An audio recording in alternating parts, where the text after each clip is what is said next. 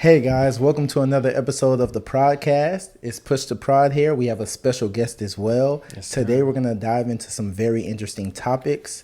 But of course, in Push to Prod nature, we want to talk about journeys and, discuss how different people made it to different areas in tech. So we have Devin here to share his story. He's going to talk about a little bit where he came from, where he is now, and possibly even how he got there. After that, we're going to talk about content creation and its struggle now that AI is around? Or are there advantages? Stay tuned as we jump into today's episode of Push to Prod. Before that, we have to do our introductions. As always, we have Mars, it's me, M, and we have Charles. And today our special guest, like we mentioned, is Devin. So let's jump right into the episode by getting to know you, Devin. Who are you? What do you do? Who am I? So, 29. All right. I'm a site reliability engineer, and how I started, kind of early on as a kid, I was in engineering camps, and that really kind of grew my love for computer science, engineering, tech, and got to college, was majoring in civil engineering. My junior year, I decided to switch. I think maybe my third hydraulics test, I was like, yeah, I'm out. I'm gonna switch it up. Really, it was more surveying. I was in a surveying class, and we were out there. It was thundering, lightning, and they were like, "Yeah, these are going to be the type of conditions that you're working in, when you're out in the field."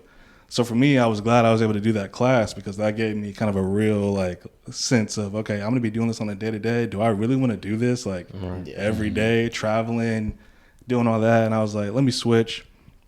I thought my parents were going to be pissed, but they were actually happier than I was That you to were switching because they felt like information systems, which was my major, was the best path for me to take. Mm-hmm. Once I switched, I ended up getting a internship 3 months later. So that was a great, pretty fast too. Yeah, that was great. And what did you do in that internship? What role? So I was the COO intern. So basically, I would have meetings with the COO every day, the Chief Operating Officer, for people that are unaware. And we would set up different meetings with him and other C-level associates or other groups within the company, procurement, IT, accounting, finance. And then he also allowed us to work with those other departments. So I got to work with IT, procurement. I was doing finance stuff, which was kind of new to me because I'm not an accounting guy or finance. But I mean, to get the experience for those 6 months was crucial. Yeah, so that's different. That's the first time I heard internship at an executive level. So you got to see the top level first, and then you got to see down to the engineer level. And we were even at a point where we were interviewing the next round of interns. Mm-hmm. Wow. So we got to see hey, if you guys want to come in, this is what you kind of have to. This is the criteria that you have to meet. These are the the resume that you have to have. And it was kind of also on our shoulders to hey, if you guys bring in someone here who's kind of shaky, that's going to lean back on you. Yeah. But what's cool about that though is, or one thing that I want to point out rather is in tech, or people in tech or who want to get in tech, they come from different backgrounds, right. And they start wondering hey, can I get into tech? All I have is this type of experience. But, it's critical to know and understand that bringing in experience from all different types of careers can be utilized in different ways. You got to see the organization from a different point of view, which is critical sometimes when working in tech. And that also really shaped my mindset too. Yeah. I mean, early on, I was 21 when I was in an internship, and actually they were paying pretty well too. So that kind of got me a sense of am I able to hold on to money? Because I wasn't living at home doing the internship. I was in an extended stay. So I was working, going back to the extended stay, either cooking or buying food, and then just kind of out living. So you had that experience. I had that experience for 6 months, and then fast forward back, got thrown back into college, living in the dorm again on a college campus, and kind of knowing okay, this is the route that I kind of want to take. Ramen noodles. Yeah, back to ramen. Hey, back to the Denny's. So, but yeah, no, I mean it's good. It's good. It was a great experience for me, and I think it's something most people should do. Just because, like you said, you don't have to have you don't have to have a tech background to get into tech. Yeah. All you have to have is a willingness to learn and a mindset to seek. to steadily improve yourself. If you have those, I mean, you can facts. Everyone can get trained. Yeah. So what was that like being in that internship versus you mentioned the previous site work that you did? Is that when you kind of clicked for you, like this is what I want to do for the rest of my life? It clicked. Especially like I said, when we got to do like days where we were working with tech or when we were working with procurement. I actually like procurement's actually kind of fun, like handling inventory, making sure that everything's like meeting its destinations, sending out repairs, or even working with like end users in the company to make sure that like their stuff is working right. Also working with vendors, and I don't want to name drop the company, but they're pretty established. And the vendors were definitely like, household names. Yeah. So did you get a lot of dinners? So they I will say this, they were a German company. So Fridays were beer Fridays. So at 1:00, everybody stopped working, go down to the break room, drink beers until you're ready to go home. Sounds really I was fun. doing that at 21. just made it. Made it. 1 year younger, you'd have to drink milk while everybody's drinking beers. They weren't even checking for that. Like, if you're working here, might have to edit that one out. And you might need to throw me that name too. Yeah. After. But yeah, so after your internship, what happened? You went back to school. Was ready to get out. At that age, I felt like I was like too mature to be here. Like. Still in school, like, just doing the same stuff that I was doing before, because that internship was the first taste I got of like real world, so. Did it affect your college life after you came off that internship? Yes. For the better though, for the better. Like I was more focused, I was more driven. I was studying a lot more, going to office hours. I was hosting like study group events, practice tests, coming up with practice tests, stuff like that. So it really kind of like kicked me into a gear of like, this is, because I got to see a COO and a CFO and a CEO of like a major company. So I was like, if I want to get to their level, I know I have to put in the work 10 times more than what I've been doing. So. And that probably built up your leadership skills. Absolutely. Yeah. I've had a lot of C-level associates tell me I could be a CEO one day, which I actually am. I have an LLC. I'll plug that later. All right. So school, fast forward, you're back, you're more motivated. So I'm sure at this point you probably knocked it out. I hit rock bottom as soon as I graduated. It took me 9 months to find a job. Really? Wow. 9 months. And your degree was in information systems. Yeah. Okay. Yeah, information systems management, with actually like a concentration in database administration. Wow. I'll let them decide. Did that internship gauge the data administration focus, or was that before the internship? Thank you for bringing that up. Yes, it did, because working with that IT department and also working with this group called the Renewal Specialist Team, they were querying data from some of their databases to figure out like who they wanted to target, who they wanted to reach out to. They also had these like team of like headhunters that would literally like poach like top talent at other companies to bring them to that company, and they were also querying data a lot. And I was like, I didn't really know much about SSMS. Someone back then told me about Tableau, which I didn't know. This was 2016. I didn't know about Tableau back then, about, data visualization, querying different, applications, stuff like that. I mean, that definitely like kind of sparked an interest for me. Yeah, that brings up a good point, because what you'll see a lot of time is when people want to get into tech, they think that they have to specialize in one area.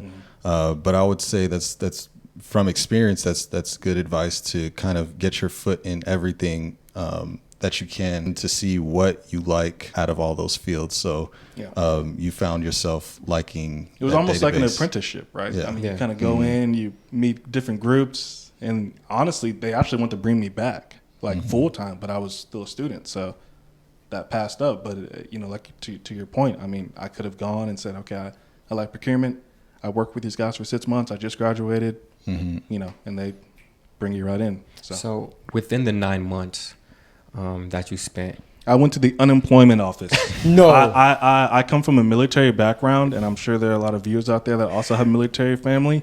My father said, you're going to go to the unemployment office and figure out if you can find a job or not, because he didn't really know much about Indeed. He didn't know much about LinkedIn. Mm-hmm. So he would see me gaming, as any 23, 24-year-old would do. And he's like, you're not applying for jobs. You're not like out there interviewing. I'm like, Dad, I am. Mm-hmm. I'm applying for 20, 30 jobs a day. Mm-hmm. You know, I was applying for 40, 50 jobs a day in college because I didn't have any, I didn't have anything else to do.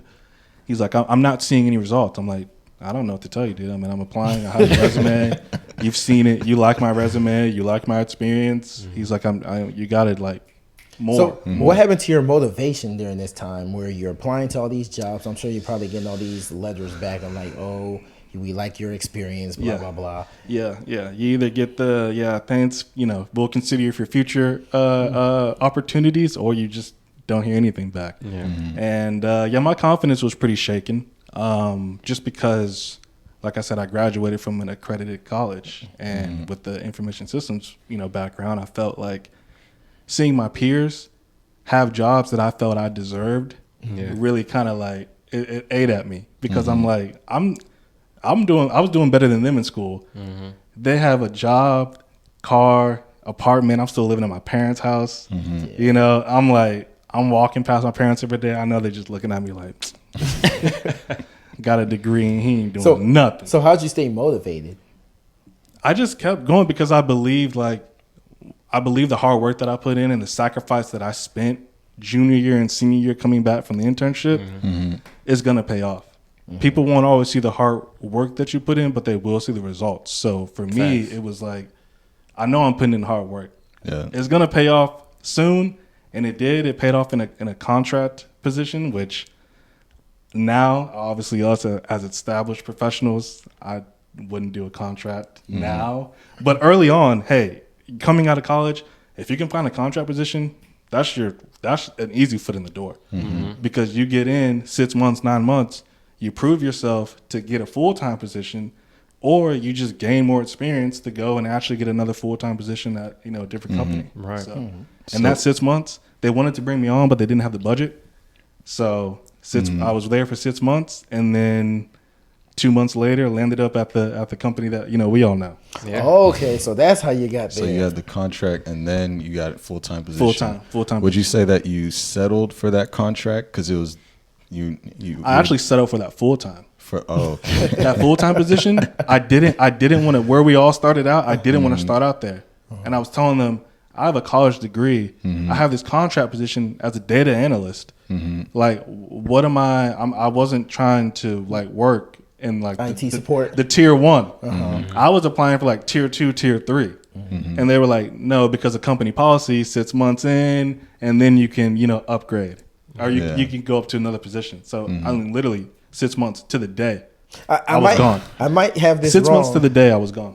I might have this wrong, but did you come in with a suit and tie? I did, because I have a military background. So my dad was always. That explains it. My dad was all, and I know y'all see me with my hair, right? My dad, I mean, his skin crawls every time he sees me. I come from clean shaven, no beard. I don't have any earrings, no tattoos. So like that was his thing. Like you're gonna come in dressed to the nine. First impressions matter, and I think they did when we were coming up through college. But now with the DEI, like you can kind of come in, not as like dressed to the nine and still impressed with your knowledge rather than your appearance, which is definitely, key for the young generation. I know it's crazy you walking in with like a full suit and then you see somebody else walking with ripped jeans, some slides. People walking in there with pajamas and do-rags, slip-ons. Oh wait, no do-rags. Bonnets on their heads. I'm walking in here with a suit just to come and tell me I'm working with the guy with the bonnet on his head. You got the shadow with him. Oh, what? Yeah, hey man, but sometimes like when you get into some organizations and you might be well qualified for the position that you want, but you might have to take that step back. You have to take that step back. That you want. And that tier 1 support, that was the best thing that ever could have happened to me.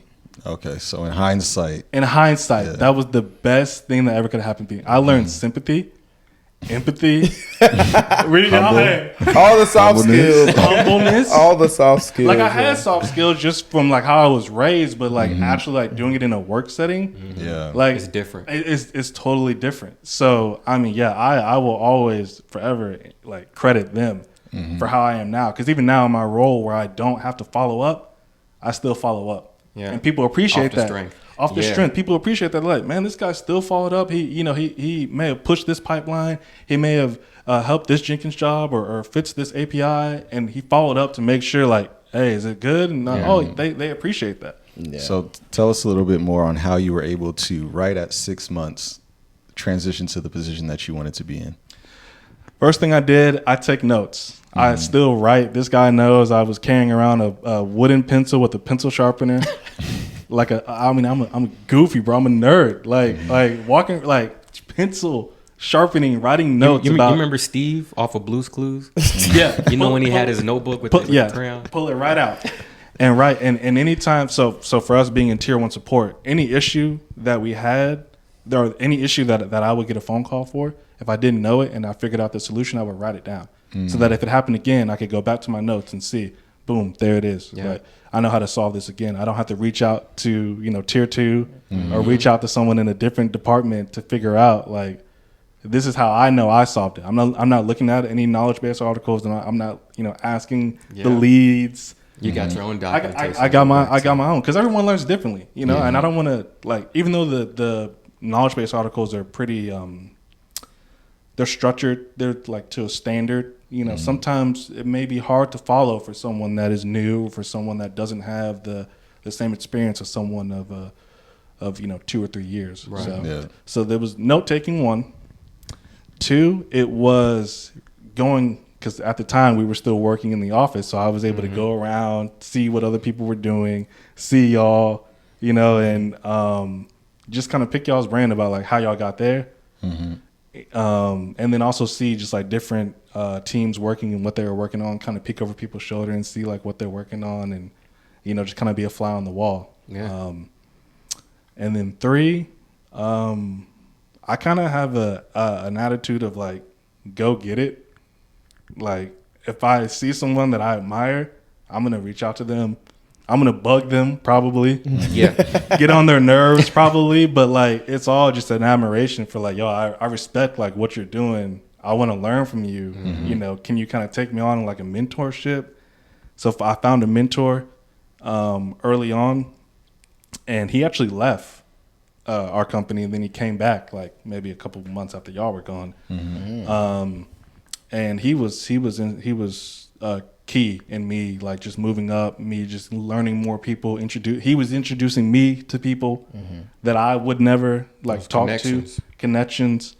And then I just knew, like I said earlier, I felt I didn't deserve this job. I wanted something that y'all had, something that other people had. So I was like, I'm gonna work my butt off until I get out of here. That was the mentality of like, I don't want to be here. I feel like I'm better than this. I know I'm better than this. No shot at the people that are there, but like, I work way too hard. I work way harder than how I see y'all like moving every day for me to even like be around. Because then it's a trap. If I fall in and I'm just going through the motions, getting complacent, falling in with them, you're doing yourself a disservice. I'm doing myself a disservice. I'm doing my parents a disservice, because they put in all that hard work, time, money, effort to get me like to. Education in our household was our number 1 job. That was my dad's number 1 saying. Education is your job. In college, I tried to get a job, try to make some money on the side. You're gonna have all your life to work.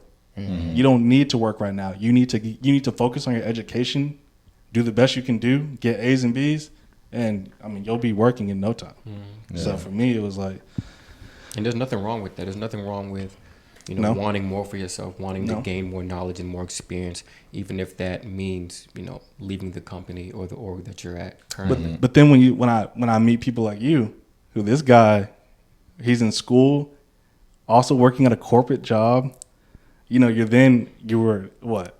A car wash, valet, like when you're around people that like work their butts off, that pushes you. Right. He doesn't even know how much like he was pushing me, because of like the hard work that he was putting. I was like, damn, I mean, I kind of gotta I got to step up my game. This guy's in school and working a corporate job. Like I could not do that. Yeah, I couldn't do it. I know I couldn't focus. Yeah, I couldn't do it either. But you were doing it. Yeah. So let's move on. So you got out in 6 months. So you got into your entry level position. Yep. You stayed there for 6 months. I'm sure you learned a lot. Yep. We were all in IT support, so we know how much you can, especially work ethic. Like you're stuck there doing work. Yeah. So then that already just puts you above, I feel like, in some cases. But so after 6 months, what happened? Where'd you go? I moved to so it was kind of like the networking team. Yes, the networking team. Mm-hmm. You're kind of doing tier 2, tier 3 support of what's coming up from the call center, but then mainly just making sure that the networks are running as expected. And then from there, I was like, I don't want to do this either. I don't want to be talking to technicians. I don't want to be worrying about calls, other things like that. So my background in database administration landed me the quality engineer job on the business intelligence team. So how long were you on the networking side before? 9 months. 9 months? Okay. 9 months. I was, dude, I'm telling you, when you have a mindset that you want to get out and you do everything you can to get out, you will get out. All right. And so you landed in what business? Intelligence. Business intelligence. I was there for a year and a half, and then I was tired of that. But how was that? Would you say you learned a lot while you were there? Definitely.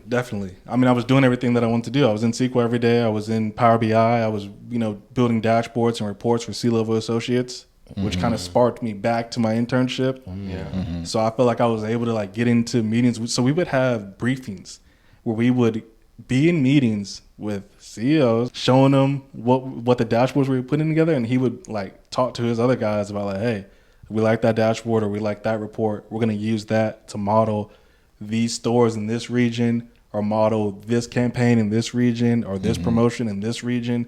So you're really seeing, that was the first time I was seeing, okay, the work that I'm doing is actually benefiting the company and it's making an effect. Yeah, I'd say that's a huge motivation because you can be in roles that aren't directly affected or directly impacting the business. But once you see, man, if I weren't part of this team or if I didn't do this work, we would fail in this area. And when you see the work that you're doing pays off to directly benefit the company, it's really rewarding. Yeah. And it can get blurry too. I mean, when you're, like you said, when you're doing something that you don't know where it's going, you're just you're like a robot. You're just it's like a rat race. You're just going through the motions. I mean, and for what, right? I mean, you want to do something everyone wants to do something that's impactful and makes a difference. Yeah. So so why was the transition after that? If you felt like you were such, I hated the team.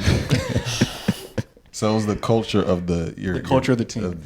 If I had the team that him and I were on working there, I would probably still be there to this day. So it wasn't so much as the work that you're doing; it was more so the culture of the team that you were working with. The culture of the team ended up bleeding into the work that I was doing because I was working with them. And if we don't have a good relationship or good rapport, even just rapport or good working rapport, then I'm not going to feel good coming in if I know I got to deal with this lady again. I got to deal with this guy. Coming into it, if the chemistry's not there, it's going to make your work very difficult. We're going to be in these meetings, and I already know I'm going to say something, and you're going to combat that off of just you've been here for this X amount of years, and you feel like you have some sense of authority over me. And we're not doing that. And so after you left there, or how did you get the opportunity to leave?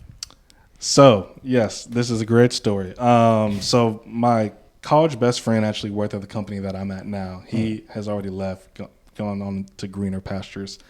But he kept telling me yo, I think you would like this company. I mean, they have a lot of good positions in IT. They have a lot of good DBA positions too. Because I was looking at that. I actually tried to get on the DBA team back where we were, but they chose somebody else over me. So I was like, I feel like that's a sign for me to go ahead and get out. Yeah. And I interviewed this was March of 2020. So COVID was smack dab hitting us right in the face.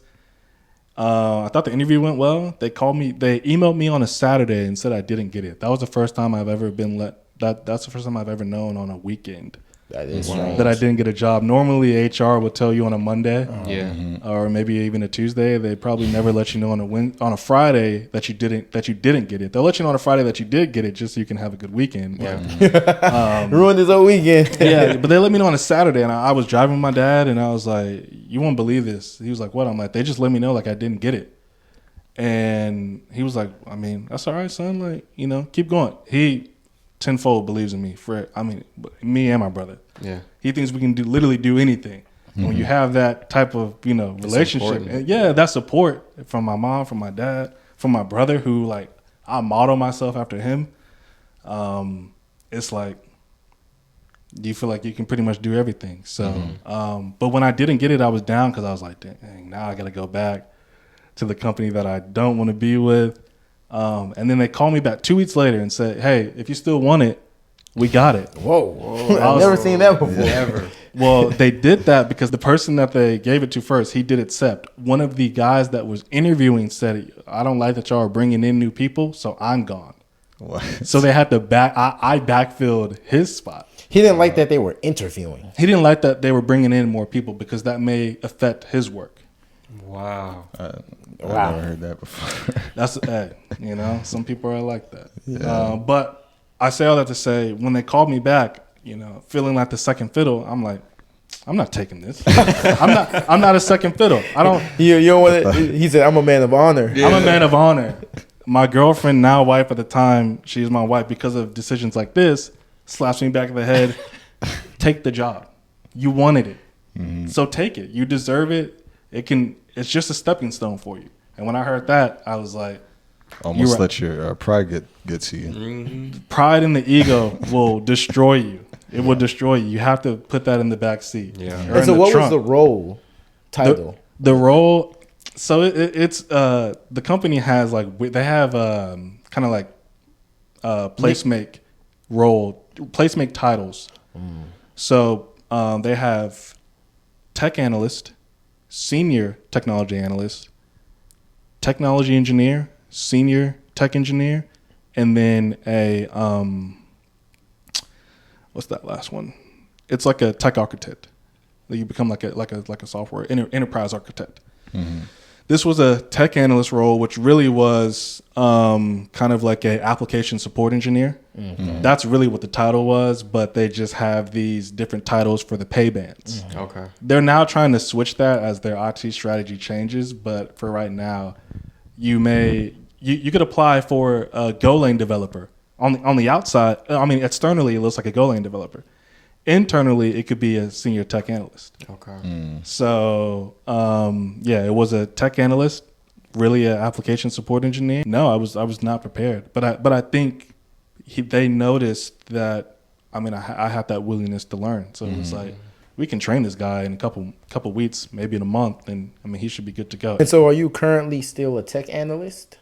I am now a senior tech analyst, on my way to a tech engineer, and I haven't even been there for 3 years. But yeah, so we'll save that discussion until the next time we bring you back. But I'm sure things are going to be a lot different maybe by then because, again, things are moving so fast. Yeah. But we appreciate you sharing your story. This was great. You gave a lot of good advice. Does anybody have anything they want to add or any questions before we close? I would like to give y'all flowers. We accept those flowers. Yes. So not only to see y'all have this well put together podcast, appreciate that. But to see y'all when I met all of y'all from when we were early 20s to now, having kids, being married, going through life, and still having that strong bond that y'all had since, you know, probably high school. I mean, it's good to see because I got guys just like y'all that, you know, I've been through, you know, high school with, and they've seen us all grow up. Yeah. Have kids, married now, and I'm an old man. So, but it's good to see that, and I'm glad I can surround myself with like-minded people. So I appreciate y'all, man. Yeah. Appreciate you. Definitely, thank you for being our first guest on the. Hey, that's major. That's monumental. Yes. That's major. I may take your spot, man. Hey. Let us know in the chat. Put it in the comments. Let us know in the chat. You want me or him? Yeah. Guys, come on. All right, but yeah, thank you for watching another episode of the Prodcast. Yes, sir. We out. Peace. Out of here, y'all.